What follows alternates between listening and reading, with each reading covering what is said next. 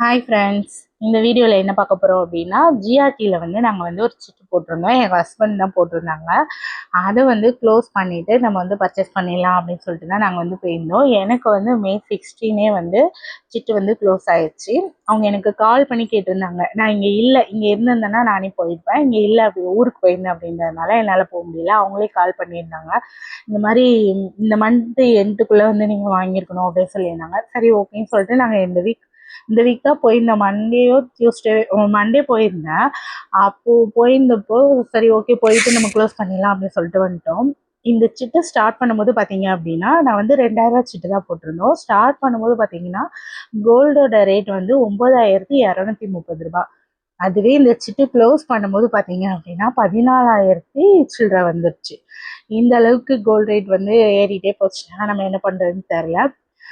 நாங்கள் வந்து இந்த சிட்டு போடும் போதே வந்து எனக்கு வந்து ரிங்கு தான் வாங்கணும் அப்படின்னு பிளான் பண்ணி தான் போட்டோம்.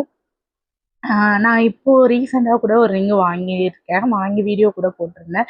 நான் மறுபடியும் ஏன் ரிங்கு வாங்கினேன் அப்படின்னா எனக்கு வந்து மேரேஜுக்கு முன்னாடியே வந்து எனக்கு வந்து எல்லா விரல்லையுமே ரிங்கு போடணும், அப்படி அதுவும் கோல்டு ரிங் போடணும் அப்படின்றது ஒரு ரொம்ப பெரிய ஆசை.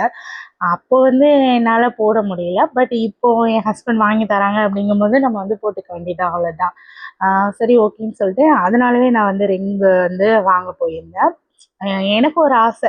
நீங்க கேட்பீங்க, "ஏன் ரிங்ல வேஸ்ட் பண்றீங்க?" அப்படின்னு சொல்லி கேட்கலாம் சில பேர். ஆனா எனக்கு வந்து அது ஆசை. என் ஹஸ்பண்ட் வந்து, "சரி ஓகே நீ ஆசைப்படுறல வாங்கிக்கோ" அப்படின்னு சொல்லிட்டு வாங்கி கொடுத்தாங்க. நானும் ரிங்கெல்லாம் பார்த்துட்டு இதில் என்ன பிரச்சனை அது அப்படின்னு பார்த்தீங்கன்னா, அவங்க எடுத்து கொடுக்குற ரிங் எல்லாமே வேஸ்டேஜ் வந்து அதிகமாகவே இருந்தது. 19 அந்த மாதிரி சம்திங்லேயே இருந்தது. நமக்கு வந்து 18% இருந்தால் தானே நமக்கு வந்து வேஸ்டேஜ் ஃப்ரீயாக தருவாங்க. அப்படின்னு சொல்லிட்டு அதுக்கு ஏற்ற மாதிரி பார்த்து வந்து நான் வந்து ஒரு ரிங் செலக்ட் பண்ணிட்டேன். இதில் நாங்கள் வந்து ஒரு தப்பு பண்ணியிருந்தோம். என்ன அப்படின்னா, இந்த சிட்டு போட்டு என் ஹஸ்பண்ட் என்ன பண்ணிட்டாங்க அப்படின்னா, இடையில வந்து அவங்க ஒர்க்கு அதிகமாக இருந்ததுனால இந்த சிட்டை மறந்துட்டாங்க. நானும் அவங்கக்கிட்ட கேட்க மறந்துட்டேன். அவங்க எப்போவுமே பே பண்ணிடுவாங்க அப்படின்னு சொல்லிட்டு நானும் கேட்க மறந்துட்டோம். இதில் என்ன அப்படின்னா, நாங்கள் வந்து 2 மாதம் வந்து பே பண்ணாமல் விட்டுட்டோம்.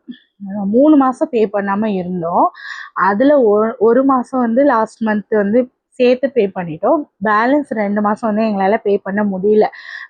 என்ன சொல்லுவாங்க அப்படின்னு நினச்சிட்டே இருந்தேன். ஆனால் நாங்கள் போய் கேட்டப்போ அவங்க என்ன சொன்னாங்க அப்படின்னா, அது ஒன்றும் பிரச்சனை இல்லை, 80% வரைக்கும் நாங்கள் வந்து உங்களுக்கு வேஸ்டேஜ் வந்து ஆஃபர் இருக்கும் அப்படின்னு சொல்லிட்டாங்க. இதுவே நீங்கள் 10 மந்த் வந்து நம்ம வந்து பே பண்ணியிருந்தோம் அப்படின்னா 100%மே வேஸ்டேஜ் ஃப்ரீ.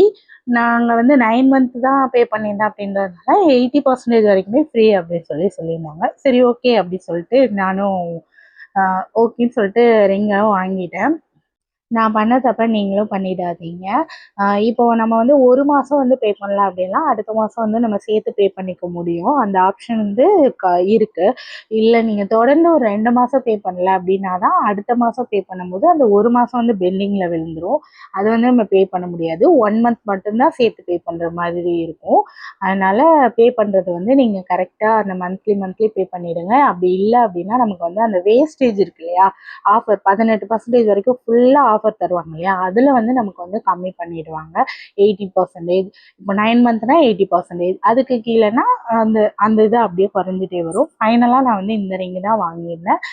இது கொஞ்சம் பார்வையாக இருக்கும் அப்படின்றதுனால நான் வந்து இதை வாங்கியிருந்தேன். போட்டிருக்கிறது தெரியும் இல்லையா, அதனால இந்த மாதிரி வாங்கியிருந்தேன். எனக்கு இந்த டிசைன் பிடிச்சிருந்தது. உங்களுக்கு பிடிச்சிருக்கா இல்லையான்னு கமெண்ட்டில் சொல்லுங்கள். என்னோட சேனலை சப்ஸ்கிரைப் பண்ணாமல் பார்க்குறீங்க அப்படின்னா சப்ஸ்கிரைப் பண்ணிக்கோங்க. லைக் பண்ணுங்கள், ஷேர் பண்ணுங்கள், கமெண்ட் பண்ணுங்கள். இதே மாதிரி நெக்ஸ்ட் வீடியோவில் பார்க்கலாம். பாய்.